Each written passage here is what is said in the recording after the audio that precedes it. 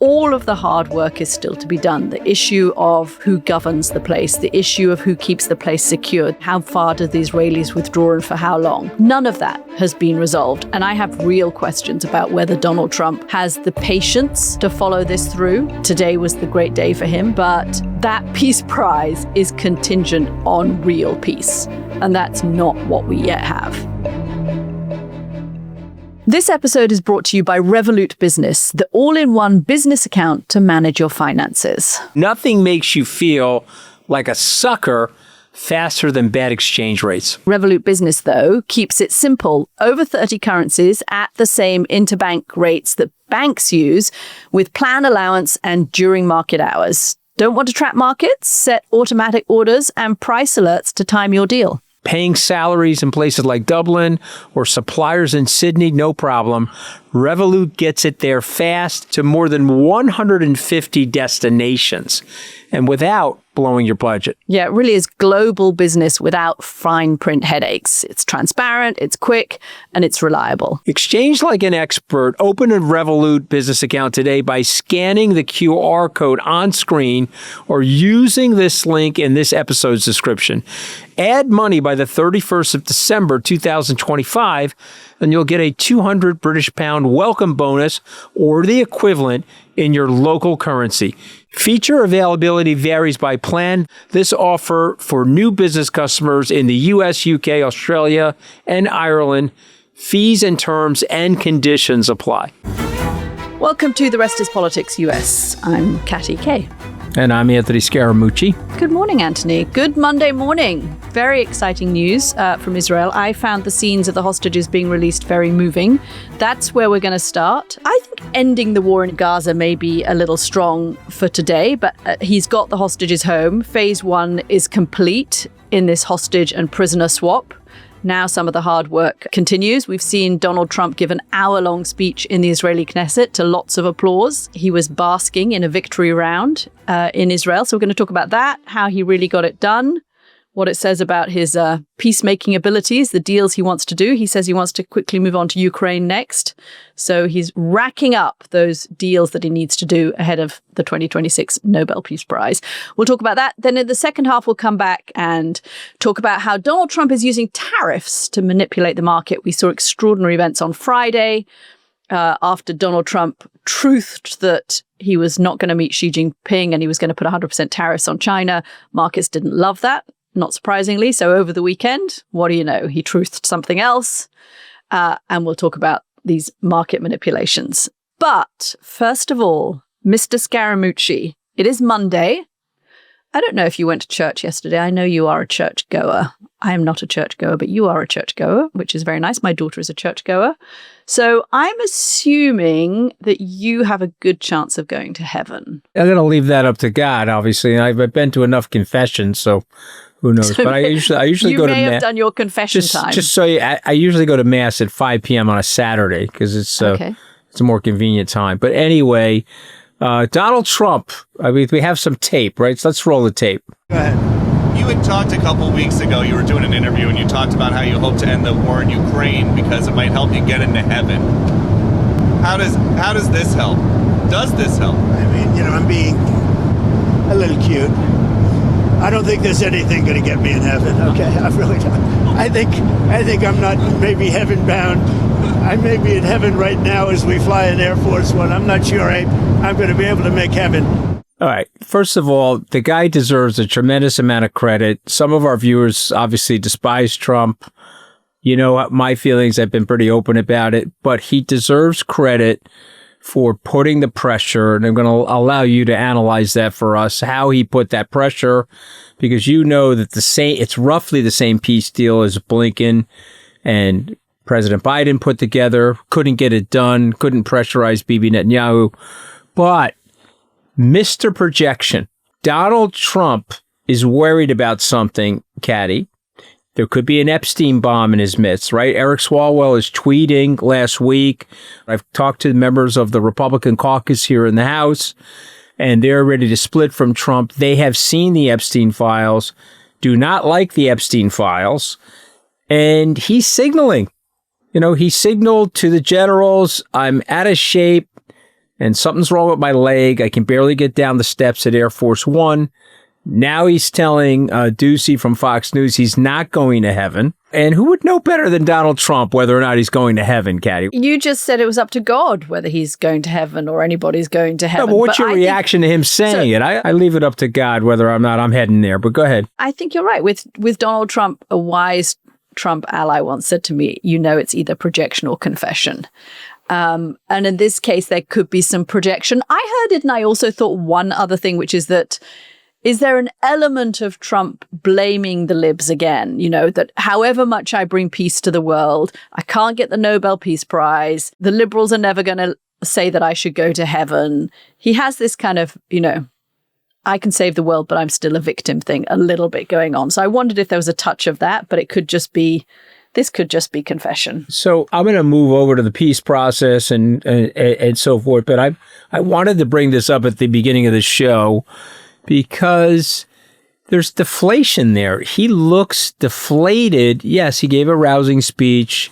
I'm sure he was energized by that. But he's heading into Israel deflated. He deserves credit for this, Katty. I'm an objective enough person to tell people he deserves credit. We can take people through the ways he deserves credit. I've said on this program before, there's good Trump and there's bad Trump. And this is the good parts of Trump. He was able to put enough pressure on Netanyahu, and he was able to use his relationships with the other leaders in the region to really push this peace process. And again, it's a ceasefire. Just reminding everybody, it is a ceasefire.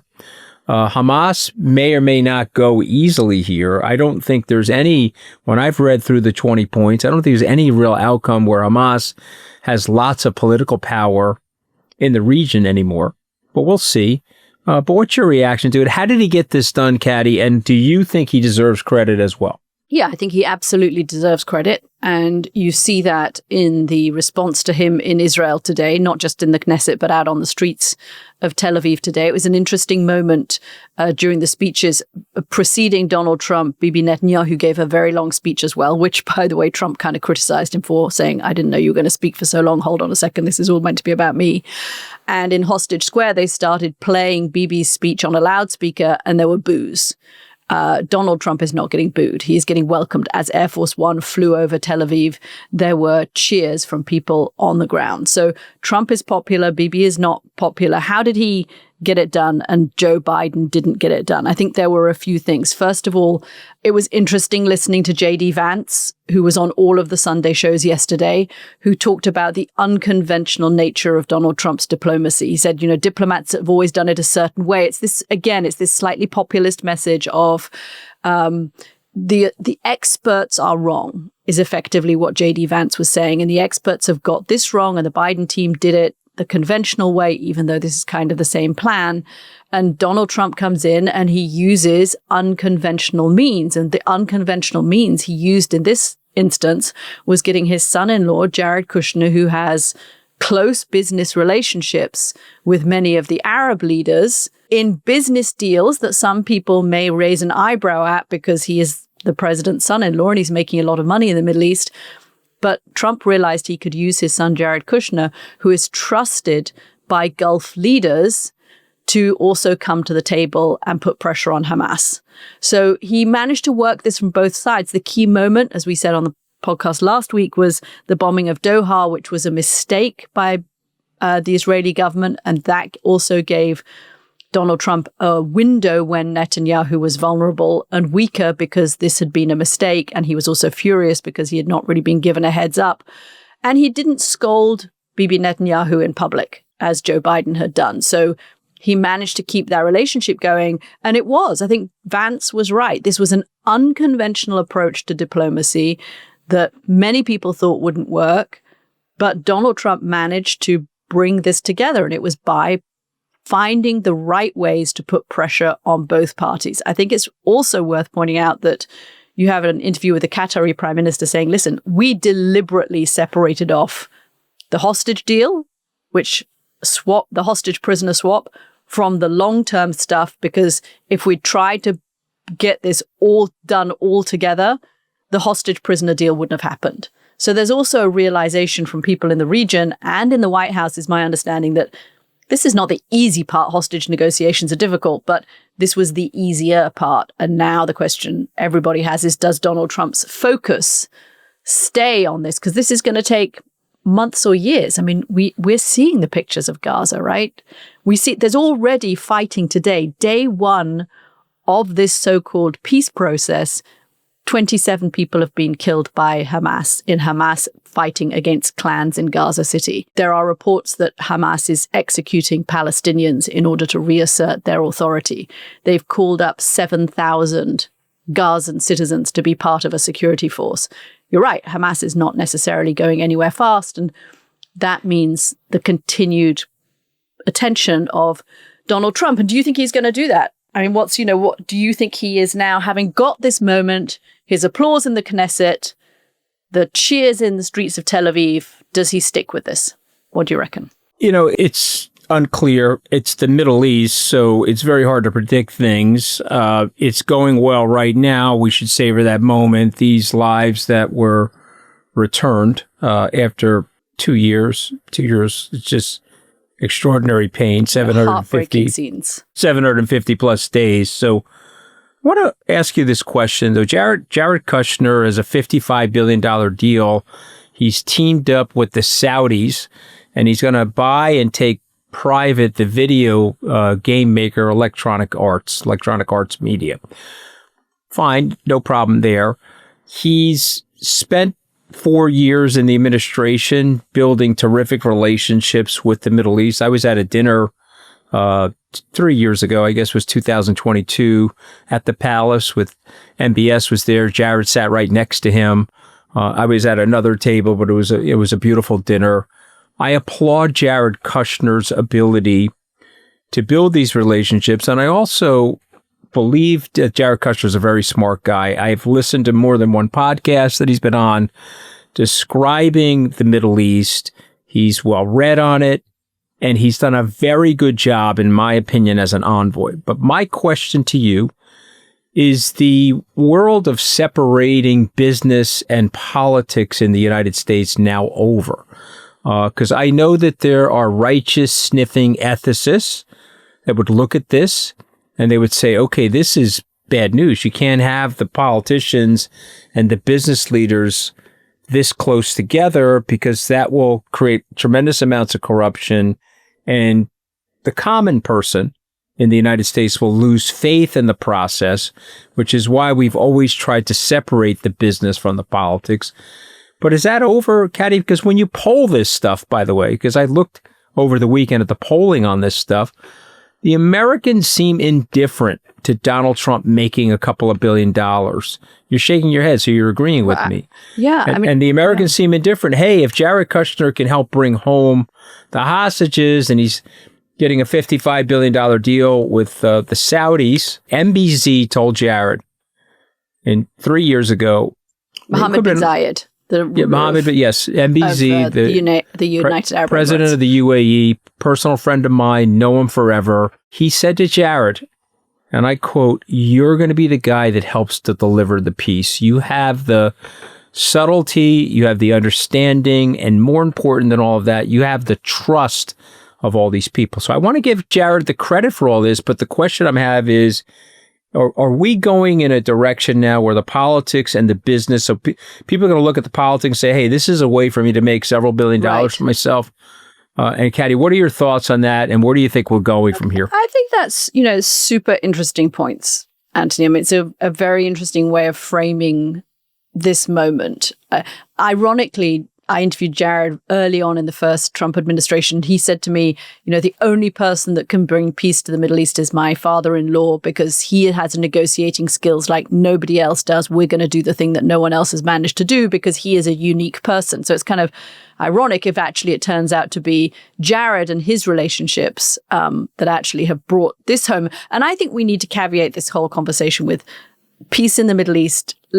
We're on day one. This is a long process. Let's see what happens next. But on the business stuff, do you remember when the Qataris gave the plane to Donald Trump? You and I were both quite critical of that. And a lot of people were critical of that because it was such overt transactionalism. And how do you know America's national security interests are best served by the Qataris giving large gifts to the president? And this is not exactly the same, but it's in the same family of business, politics, negotiations and deals, right? Jared Kushner makes an awful lot of money because he is Donald Trump's son-in-law from the Middle East. Maybe he's a very good businessman and he would have made some of that money anyway. But he leaves the White House after the first term, and even before he's left the White House, he's already announced a very big investment from the Saudis for his investment fund. And now he's used that to help bring these hostages home. And I think certainly nobody in Israel, nobody in the Middle East in this instance is going to look too closely at the fine print there. But what happens if those countries suddenly don't have America's best interests at heart, or want the White House to do something that is not in America's best interests or regional security's best interests? It is a complicated and sensitive way to conduct negotiations. Now, the White House would say, hold on a second, Hunter Biden on the board of Burisma, exactly the same thing, making money out of his president. And I think that's a totally fair criticism. Hunter Biden should never have been, I think, on the board of Burisma. But if Hunter Biden shouldn't have been on the board of Burisma, should Jared Kushner be making lots of money out of his connections to the White House, even though in this instance he was managing to leverage them?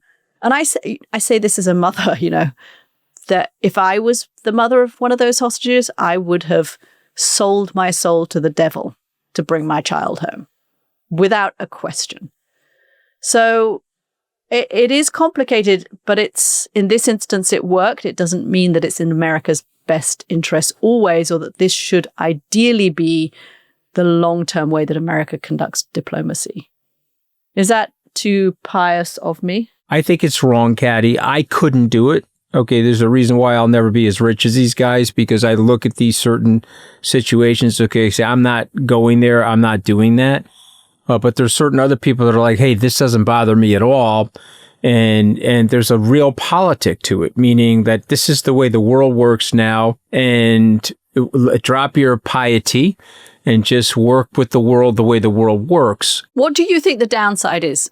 Paint the scenario for me that this doesn't work out. The image of America, and, as you know, I've been writing a book. I've been spending some time on what the image was for America. And they say this also about the United Kingdom, that it's an experiment of shopkeepers rising. It's the experiment of the ordinary individual rising to power in a government to do extraordinary things. And there's an expectation in these countries of some level of fairness. And so when you are conjoining the business aspects with the politics, you're going to lose a lot of people. A lot of people are going to look up from their places in life. But the place I started, as an example, you're going to look up and say, oh, okay, wow, it's really not fair at the top. There's a feeding frenzy at the top. And they're going to leave me behind. They're not going to give me the chance, based on my merit, to make it there. Now, somebody could then come in, the chorus could then come in, Anthony, you're incredibly naive. This is how it works. This is how it's worked for centuries. Katty just gave you the example of Hunter Biden and Burisma. This is how it works.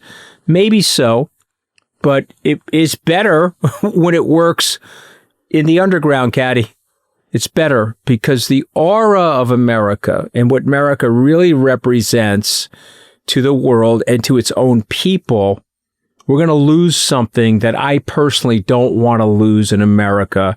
And that is that little kid's belief that he or she can make it. He or she can rise in America. And so when we have this funnel at the top, and this is something our founders were very worried about. And hey, man, you got to watch the corruption, because when you get the corruption, then you get the cynicism. And when you get the cynicism, then you slow down the economic growth. You slow down the aspiration. I look at it also from the other point of view, not just, I think you're right, what it's the message it sends around the country, but also from America's allies and adversaries' point of view, that, it's the kind of Oval Office on eBay, right? If you can pay enough, you can buy your way in. And maybe that's, what governments have always done. But when it's done personally like this around family members, I think everyone in this White House would say Hunter Biden was corrupt. And I think we're seeing the same thing happening. We're going to have the whataboutism. By the way, how many Palestinian prisoners were freed in exchange for the 20 living hostages? It was close to 2,000. I think it's 1,950. And that some of those are in the West Bank and they've gone back to Ramallah and some will go back to Gaza. I want to react to that. Okay. So in a free people, in free nations that have democratically elected officials, the life is more sacred and the life is more valued. And so think about what Americans have done to get their hostages back, or Americans have done to get their servicemen back, democratically elected leaders. You just gave a wonderful rendition of what you would do as a mother, but then contrast that into totalitarian nations in terms of how they deal with hostage situations or how they deal with prisoner exchanges. And so you just told me we went 100 to 100 people to one person of the free nation of Israel, the democratically elected leaders. And there's another thing that's being said there is that these hostages are getting taken for a reason. These hostages have huge value, particularly when they're taken from free nations. And so there's a lot there, Katty. And so to me, let's not forget that the Israelis let go people that were serving life sentences. Some of them were involved in terrorist activity. Some of them were involved in murder of their citizens. But they value the life of those 20 people in a way that I would want my leaders to value me or you or our children. And so I applaud the Israeli leadership for that. Yes, but that is where the criticism from the Israeli public of Bibi Netanyahu is the strongest, right? Because what they are saying is, hold on a second, yes, you do value, we've got the hostages back, but you could have done this earlier, Mr. Prime Minister. You could have brought our loved ones home and there would be more of them who were still alive. So the Israelis are still waiting for the remains. Some of those hostages could have come home alive if this deal had been done earlier. And the criticism in Israel is that Bibi Netanyahu kept this war going, didn't bring the hostages home, didn't do this deal with Hamas because he wants to stay in power, because the right wing of his government wouldn't accept doing a deal with Hamas, and because he's afraid of indictment. And one of the most fascinating bits of Donald Trump's speech in the Knesset was where he turned to the president and said, okay, I think it's time you pardon him. Getting directly involved, again, could be projection confession, right? Getting directly involved in Israeli politics. Will Bibi Netanyahu get pardoned? It was interesting watching the president. A lot of people from Bibi's side were clapping. Herzog was not clapping at that point. He was standing there slightly stone-faced. So I think it would be, I imagine that they'll try and see the, I don't know. I don't know whether Bibi will get pardoned, but I just thought it was fascinating to hear Donald Trump. And as Trump said in that wonderful kind of transparent way of Trump's, he then kind of laughed and said, okay, that's enough with the controversial stuff. Let's get back to celebrating what a good day this is. He knew exactly what he was doing when he said that. The other thing I thought was interesting in the speech, just to kind of wrap up on the speech before we go to a break and talk about Trump and tariffs. The other interesting bit, I thought the other headline from the speech was where he extended an open hand of friendship to Iran and said actually that there are a lot of good people in Iran and we are ready when you are ready. He said, I'm here to make deals. All I want to do is make deals. That's what my life is. And there is a deal to be made in Iran. They might pretend there isn't one, but I know that they would like to have a deal. That didn't get any applause in the Knesset at all, actually, by the way. There was a lot of applause today for Donald Trump, which he was lapping up, but that didn't get applause. But he said it anyway. He stood up in the Israeli parliament and said, listen, we're prepared to make a deal with Iran. You know, he's on a roll. He called Zelensky twice this weekend. Zelensky nominated him for a Nobel Peace Prize.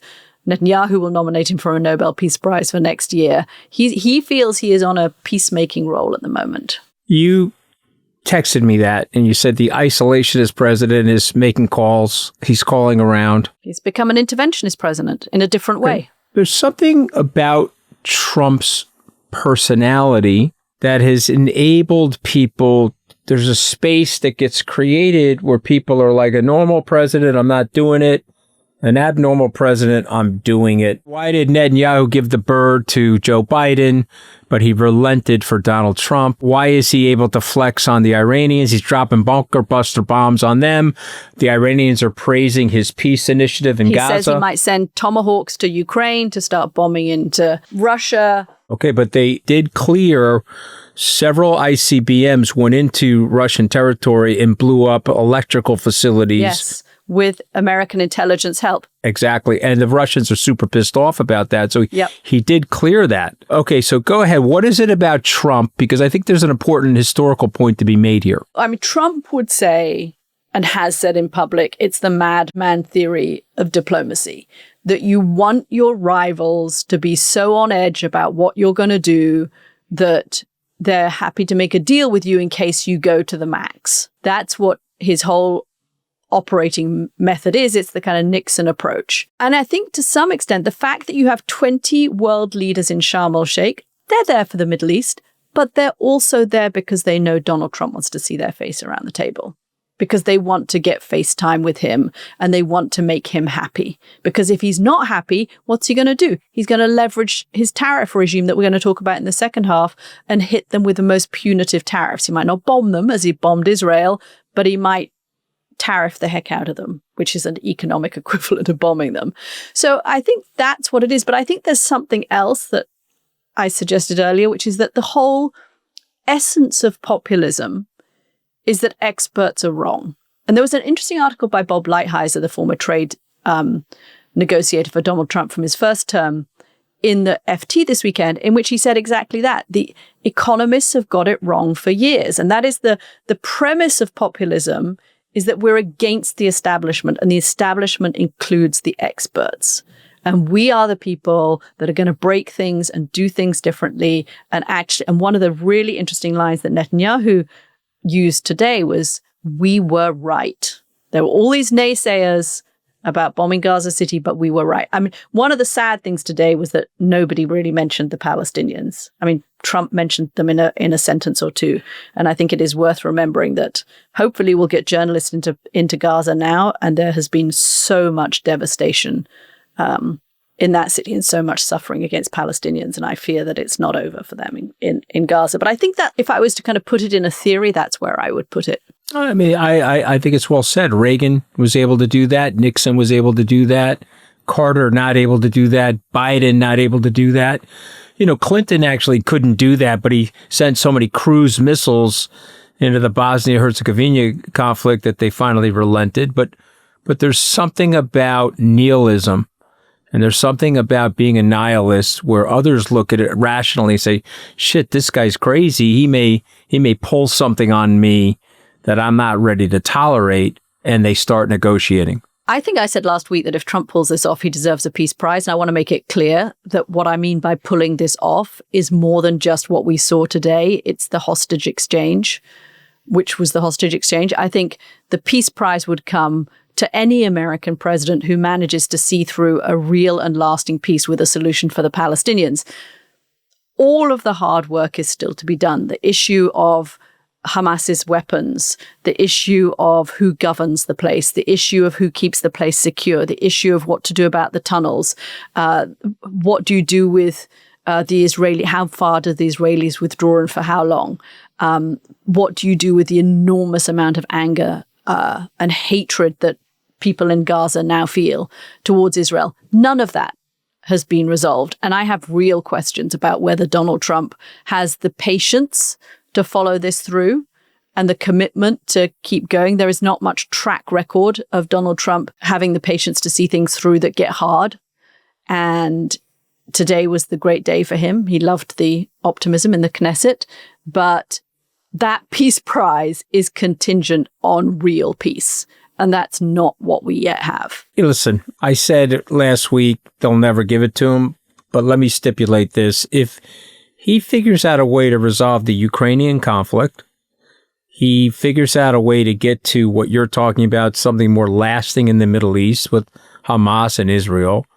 And now that he's been praised by the Nobel Peace Prize recipient, works on Venezuela, And we're sitting here in October of 2026. He's going to get the Nobel Peace Prize. He will. Okay, so obviously the facts are fluid and smart people change their minds when they get presented different facts.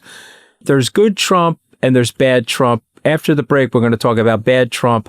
But this is good Trump. He deserves the credit for this. And people that are not willing to give him the credit for this are blindsided.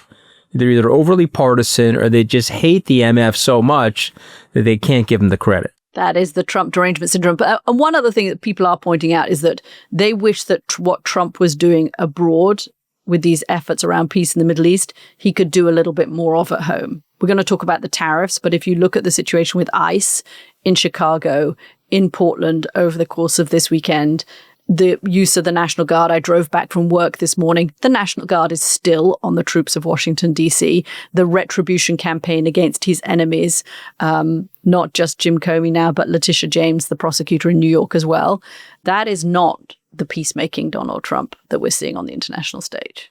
We're going to take a break and come back and talk more about tariffs and China. We wanted to talk about things that have been happening in the markets and Donald Trump's making economic policy that is globally important with Truth Socials. On Friday, Donald Trump tweeted that he was going to hit China with 100% tariffs in retaliation for China saying they were going to restrict exports of Chinese rare earth minerals. So Trump tweets out, Truth Socials out, I can't say that word, Truth Socials out, that he's going to hit them with 100% tariffs. He says there's no reason to meet Chinese leader Xi Jinping later this month. He said that China is being very hostile. All of this comes down in a Truth Social post on Friday, and immediately you see this sell-off in the markets. The markets are not happy about it. And then on Sunday, Trump truths out something totally different. Don't worry about China. It will all be fine. Highly respected President Xi just had a bad moment. I love that bit of it. Just had a bad moment. He doesn't want depression for his country, and neither do I. The USA wants to help China, not hurt it. So in the space of 2 days, you have market makers completely spinning, thinking, what is going on? This ongoing battle in the tariff wars between China and the United States. There is still no tariff deal between China and the US. China is still the only country that is standing up to the United States, refusing to make a deal until they feel it's right for them.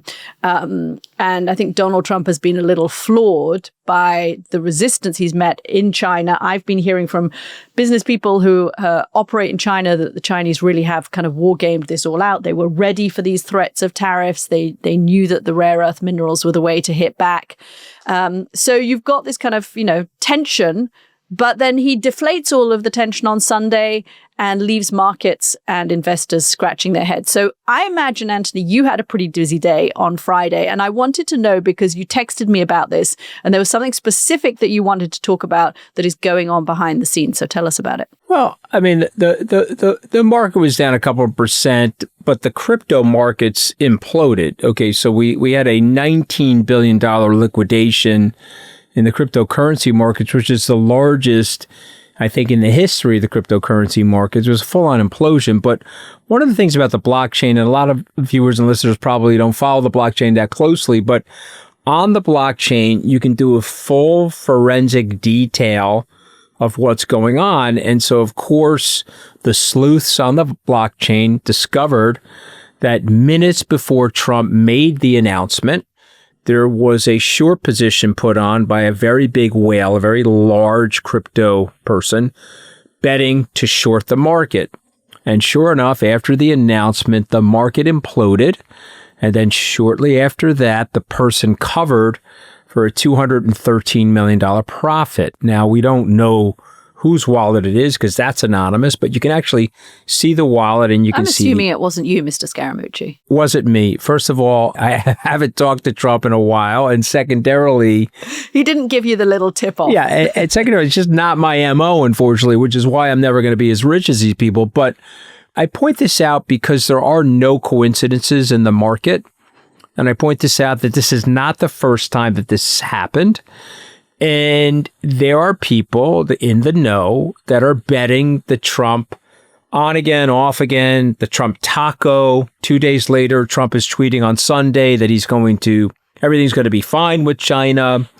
And he's doing this And underneath this, there's a current right now heading towards the Supreme Court. And what is that current, Katty? The laws that Trump is citing to put these tariffs on, to take these tariffs off, well, it doesn't look like he has the jurisdiction from that law, and that the tariffs are effectively a consumption tax on the American consumer. And we broke from you guys 250 years ago because there was no taxation without representation. Okay. And so now the court has before it, he's taxing you without any of your representatives in the Congress approving the taxation. And is that going to stand? Now, I don't know if it's going to stand or not. I've heard legal experts tell me they think it is going to stand, by the way. And what's the theory behind that? I don't know what the legal theory is, but that in the end, they will decide that, the executive should have power and that they will deem this a foreign policy issue, a national security issue, even if Canada is not necessarily a national security threat to the United States, as I understand it. But maybe I'm wrong. This is what makes our podcast fun. I've got it at 70%. That they are going to lose this case, meaning the administration. Okay. And I don't want to be obscure with our people, but there's a law. The letters are IEEPA. It's basically the authority that Trump is using. It's basically the International Emergency Economic Powers Act, okay, that he's using to impose reciprocal tariffs.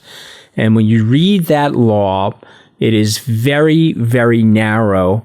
And there's nothing in the language definitively that gives Trump this power. Now, they could split the baby and they could say, okay, for a period of time, we're going to give Trump these emergency powers, but he's going to have to go back to the Congress. Maybe they'll say, okay, listen, we're going to let Trump have these powers in place for 3 months, 6 months. But after 3 months or 6 months, he's going to have to go back to the power. And by the way, the court is doing a lot of that, right? A lot of baby splitting is happening in the court at the moment, making short-term rulings and then saying we'll go back for the longer case. There's a rumor. And again, I'm highlighting that this is a rumor because I understand libel laws, but I just want to point this out. There is a rumor that some, and I'm not going to name the people, but some cabinet member families are buying tariff claims at 10 cents on a dollar. So let me explain that. Katty K, you've got a big business. You're bringing goods into the port and you're getting taxed on them. And you've now paid the levy to the American government of the tax. But you have a tariff claim now. So if the court rules against the administration, you can submit your claim. They charged you $1 million at the port. Here you go. Give me the $1 million back. But there's a rumor going around that family members of cabinet members of the United States are buying tariff claims. So they're saying, Katty, how are you? You paid $1 million. Great. I'm going to give you $100,000, 10 cents on the dollar for your tariff claim. And I'll take the $1 million. And hard up companies are actually selling their tariff claims. Okay. And so the reason I'm mentioning this is because I want our viewers and listeners, when they read about it in 3 months, when the Supreme Court makes the decision, okay, I want them, I heard about that on the Rest is Politics US. So I'm just saying, and I'll finish with 3 things. Number 1, people are manipulating the market off of the information that they're getting from the president before the president releases the information. That's incontrovertible. That is a fact. We've seen it before. Number 2, your legal experts are telling you that they're going to give Trump this jurisdiction. I don't believe that they will. I think we've got 9 justices. We've got 3 hacks, 3 conservative hacks, and we got 3 Democratic hacks. And whatever the Democrats want, the 3 hacks are going to say yes. And whatever the Republicans want, the 3 hacks are going to say yes. But Coney, Barrett, Kavanaugh, and Roberts, I think, will be in the middle, because they're actually conservatives, but they also are very worried about the legacy of the court, particularly Roberts, and they're very worried about the interpretation of the Constitution. So they'll split the baby and give Trump something, but I don't think they're going to give him everything. And this is going to cause a problem for the administration as the administration is going into the midterms. Now, Trump would say to everybody that of course, he's full of it, but he's saying that he solved the Indian-Pakistan situation by threatening tariffs, and he solved this and that by threatening tariffs. And he has said that tariffs are a mechanism or tool that he's using to promote the peace by threatening them. Again, I'm not saying that that's true or not. I'm just pointing out all the different pieces that are out there. Well, the one group of people that are not being threatened are the Chinese, right? Well, how they can't be. They're the ones that he wants to do the deal with, and so far they got too many cards. Remember They've when Zelensky, cards, you've got no cards? Well, you know what? The Chinese got all the cards. They've got like a couple of packs of extra cards. But remember, the Americans have one big card, and that is the dollar denomination and the SWIFT banking system. And the Chinese are not stupid. They don't want an economic war with America. No. While America is still in a supreme position, it may not be there forever, but it's still in a supreme position in terms of dollar hegemony. So they're not going to overly push the Americans, but no. But they're not going to capitulate either. Exactly. But this is the good Trump, bad Trump stuff. Good Trump. I'm going to beat this daylights out of Netanyahu and get a deal done and free these hostages. Bad Trump, guys, we've got 3 years left to go. I want to make $20 billion for myself. How are we going to do that? Jared, no problem. Hang out in the Middle East and collect hundreds of millions, if not billions of dollars from people. No problem. There's good Trump and bad Trump, Katty K. So I had a conversation about this on Friday, a long conversation with a global economist. And he was talking about the China tariff stuff in particular, and not so much about what you were saying about manipulating the markets, but I'm sure that's happening too, and it plays into this idea.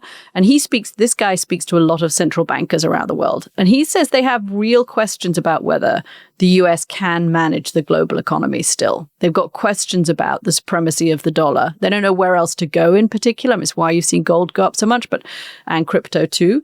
But they don't know where else to go. But there are questions being asked about the supremacy of the US, whether US consumers will carry on driving global growth in the way that they have been doing, whether geoeconomics is now being determined almost entirely by politics and partisan politics in the United States, and whether that is sustainable. So for the moment, and I think what you are describing, and policy around tariffs being made by tweet, one day Friday saying something, one day Sunday saying something else, drives into that there is a certain aura of fragility about the US economy, despite the massive AI-fueled growth that we're seeing and the boom around AI that we're seeing.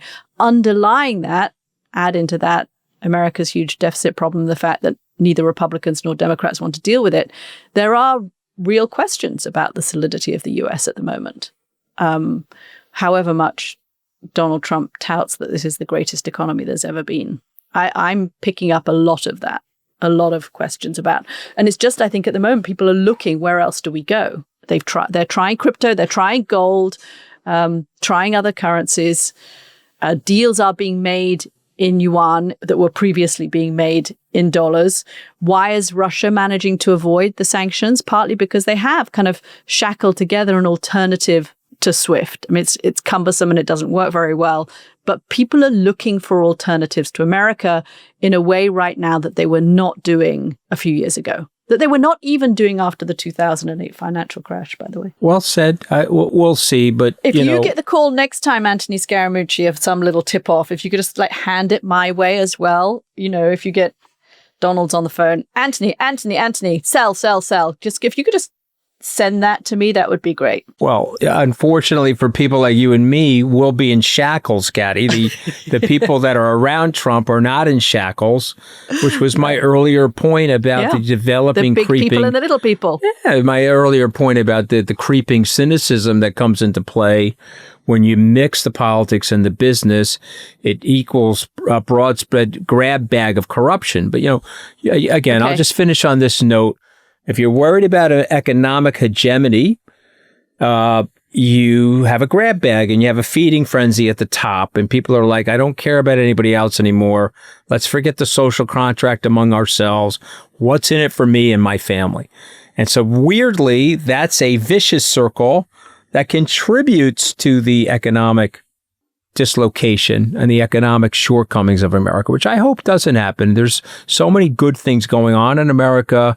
With the right political leadership, we could sort of restate and revisit all of this stuff for the better. We want to tell you about a series we're doing for our founding members. It's all about Stephen Miller, who is one of the most influential people in America right now. He is nominally the deputy chief of staff, but he's way more than that. And he is behind a lot of what is happening in Donald Trump's efforts to remake America. And we're doing a little series of him. We think you'd enjoy that. Question: is Stephen Miller the way he is because of his height? He's not a very tall man. AOC has said she thinks so. This is what she put out on Twitter. Stephen Miller is a clown. I've never seen that guy in real life, but he looks like he's 4'10", and he looks angry about the fact that he's 4'10". By the way, he's actually 5'8", but he does look angry quite a lot of the time. And you had a run-in yourself with Stephen Miller, Anthony. Talking more of than clashes. one. More than one. You know, he's a rude guy who doesn't pick up on social cues, and he has a tendency to be demeaning towards subordinates. And so, yes, I did have a run-in with him where I had to get in his grill and tell him, at least while I'm around, that type of behavior is not going to be tolerated. Now, you know, I'm gone and he's there. And so maybe that behavior is being tolerated. Maybe he's been empowered by the people around him that like meanness. You know, if there's a culture of meanness, guess what happens? People get meaner. But, you know, look, he's a rude guy. I am also 5'8", except only perhaps on my license, Katty. I could be shorter than that. Could be a little bit of fake news on my license. You do not look angry, though. But I'm not angry because I don't have the lack of seeded chia pet status of Stephen Miller.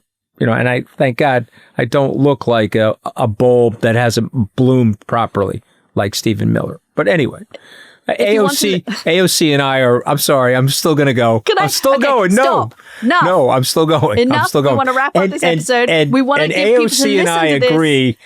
I just want to say to everybody, I don't agree with AOC on a lot, but we agree on Steve-O. Go ahead, Katty. Sufi. If you want to listen, sign up at therestofpoliticsus.com. Here's a clip from the episode.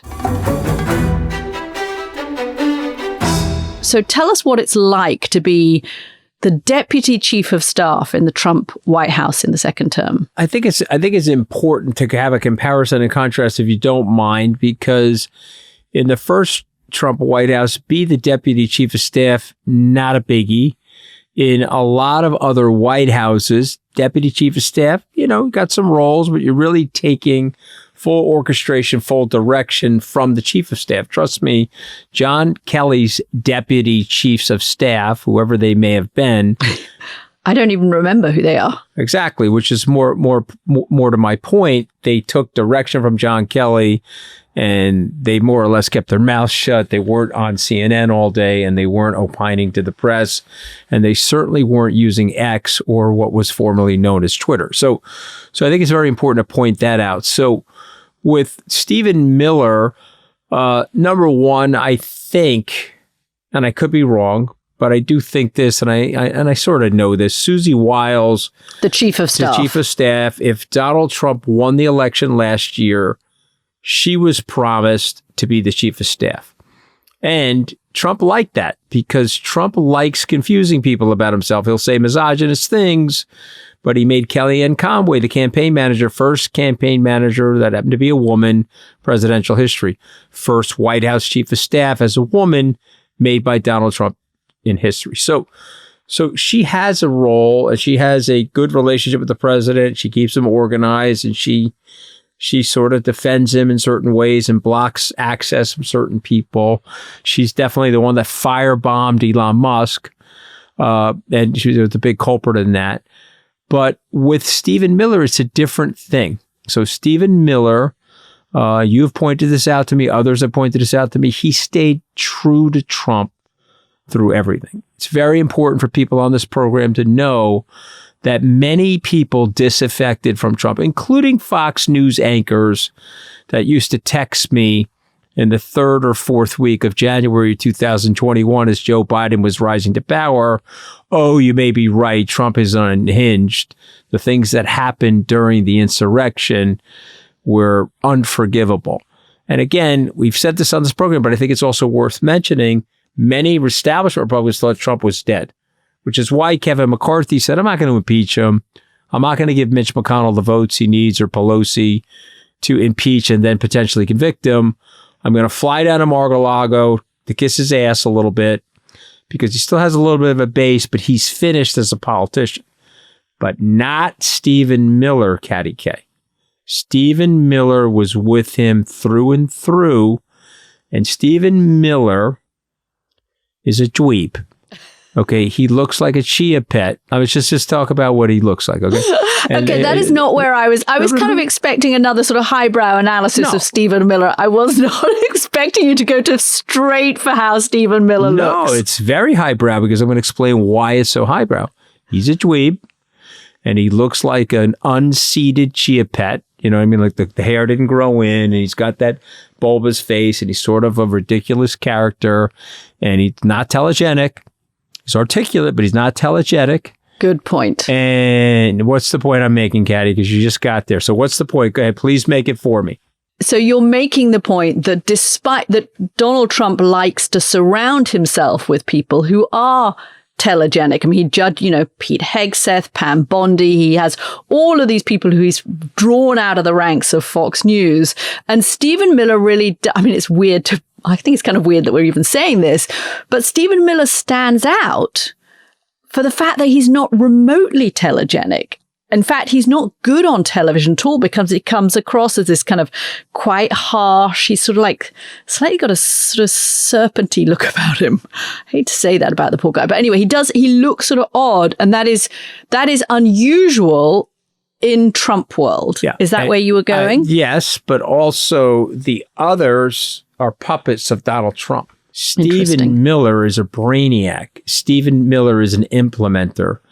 And because of the way he looks, he's of no threat to Donald Trump. If Pete Hegseth had a 200 IQ, his IQ is probably 40, possibly 50. I mean, he's I don't know. Maybe there's certain domestic pets that are smarter than Pete Hegseth. But if his IQ was Stephen Miller, he would have been fired in 5 minutes because Trump would never be able to handle that. Pam Bondi's a woman, and so his women have to look Barbie-esque because there's so many issues going on in the poor guy. They have to look Barbie-esque. There's relatively Barbie-esque if they're going to be on camera. If they're not on camera, Susie Wiles, they can look any way they want. I'm just trying to explain to people what Trump's personality is like because Stephen Miller is a very smart guy. I think he's evil. And I think he's a nefarious guy, and I think he's a mean guy, and I think he's a very repressed guy psychologically. But he's got Trump's ear, but he would not have Trump's ear if he had the looks of Pete Hegseth and the brain of Stephen Miller. Bye-bye. Okay, so go ahead, Katty. Interesting. I mean, I think he is so influential in this second term. And you're right to make the point that Deputy Chief of Staff, and I think he's, senior advisor on Homeland Security, has another hat as well. Everybody in this administration seems to wear multiple hats. But I think you could almost make the case that Donald Trump wouldn't be where he is in electoral terms because Stephen Miller drove so much of Donald Trump's hardline rhetoric on immigration. But certainly in terms of the influence that Donald Trump is wielding right now and the power grab that he has made to remake America and expand kind of MAGA as a movement across America, I think that rests with Stephen Miller. And we'll get into all of that during the course of this episode. For those of you listeners who haven't heard of Stephen Miller before, you've certainly heard of some of his policies. He was the person who was behind the Muslim ban, the ill-fated Muslim ban in Trump's first term. He was behind the policy of separating children from their parents who came across the border illegally in the first term. He was the person behind Alligator Alcatraz, the detention center in Florida in the second term, and he is behind the attacks on birthright citizenship. He is somebody who believes that the American Constitution should be overturned so that people who are born in America don't automatically get citizenship. And if you run through those things, what is the common thread, Anthony? The common thread is a deep conservatism, specifically around the issue of immigration, right? That he is super conservative when it comes to immigration. Hope you enjoyed that clip. To hear the rest, sign up at therestispoliticsus.com. See you next Thursday. Thanks, guys.